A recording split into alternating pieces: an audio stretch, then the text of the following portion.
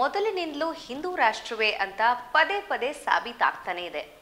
ಕಾಲಗರ್ಭದಲ್ಲಿ ಸೇರಿ ಹೋಗಿರುವಂತಹ ಅದೆಷ್ಟೋ ದೇಗುಲಗಳು, ಭಗವತ್ ಪ್ರತಿಮೆಗಳು ಮತ್ತೆ ಮತ್ತೆ ಅದಕ್ಕೆ ಸಾಕ್ಷಿ ಹೇಳ್ತಾನೇ ಇದೆ. ಅಯೋಧ್ಯೆಯ ಐತಿಹಾಸಿಕ ಗೆಲುವಿಗೆ ಕಾರಣವಾದ ಭಾರತೀಯ ಪುರಾತತ್ವ ಇಲಾಖೆ ಈಗ ವಾರಣಾಸಿಯ ಜ್ಞಾನವಾಪಿ ಮಸೀದಿಯ ಕುರಿತು ತಮ್ಮ ಪ್ರಮುಖ ಸಾಕ್ಷ್ಯಾಧಾರಗಳನ್ನು ನಮ್ಮ ಮುಂದಿಟ್ಟಿದೆ. ಮಸೀದಿಯಡಿ ದೇವಾಲಯವಿತ್ತು ಅಂತ ದೃಢೀಕರಿಸಿರುವ ಪುರಾತತ್ವ ಇಲಾಖೆ ಈ ಬಗ್ಗೆ 839 ಪುಟಗಳ ವರದಿ ಸಲ್ಲಿಸಿದೆ.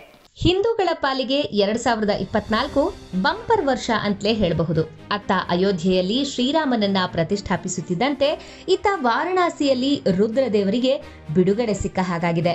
ಮೊನ್ನೆಯಷ್ಟೇ ಜ್ಞಾನವಾಪಿ ಮಸೀದಿಯ ಜಾಗದಲ್ಲಿ ಮೊದಲು ಮಂದಿರವಿತ್ತು ಅಂತ ದಾಖಲೆ ಸಮೇತ ಸಾಬೀತುಪಡಿಸಿತ್ತು ಭಾರತೀಯ ಪುರಾತತ್ವ ಇಲಾಖೆ.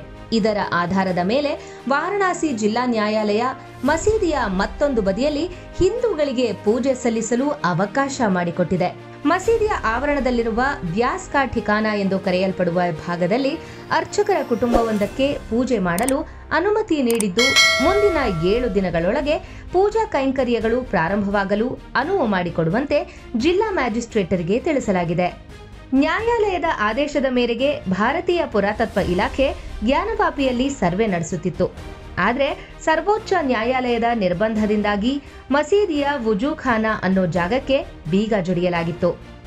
ಅದನ್ನ ಬಿಟ್ಟು ಮಸೀದಿಯ ಉಳಿದ ಭಾಗಗಳಲ್ಲಿ ಸ್ವಸ್ತಿಕ್, ನಾಗ, ಕಮಲ ಮತ್ತು ಘಂಟೆಗಳ ಕೆತ್ತನೆಗಳು ಕಂಡುಬಂದಿದ್ದವು.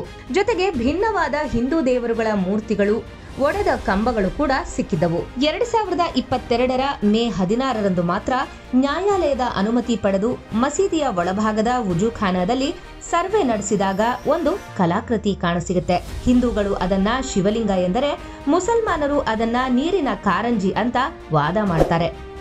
ಅಲ್ಲಿಂದಲೇ ಶುರುವಾಗತ್ತೆ ಮತ್ತೊಂದು ಕಿತ್ತಾಟ.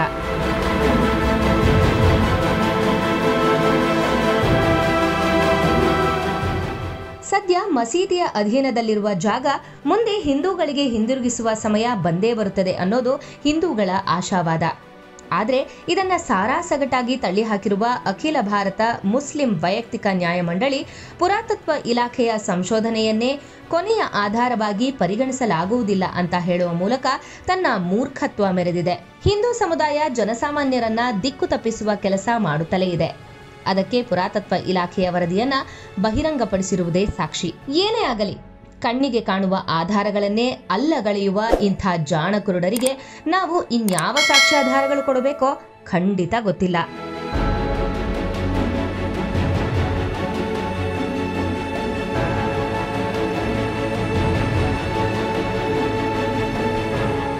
ದೇವಾನುದೇವತೆಗಳು ಅವತರಿಸಿದಂತಹ ಪುಣ್ಯ ಪಾವನ ಭೂಮಿ ನಮ್ಮ ಭಾರತ.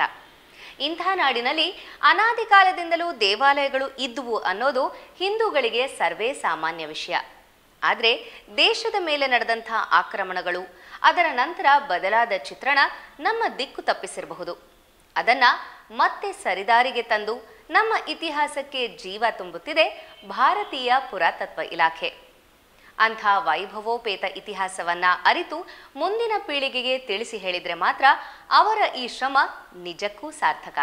ಲೈಕ್, ಶೇರ್, ಸಬ್ಸ್ಕ್ರೈಬ್ ಮಾಡ್ತಾ ಇಂಥ ಇನ್ನಷ್ಟು ಸುದ್ದಿಗಳ ಅಪ್ಡೇಟ್ ಪಡೆಯೋದಕ್ಕೆ ನೋಡ್ತಾ ಇರಿ ವೀಕ್ಷಾ ನ್ಯೂಸ್.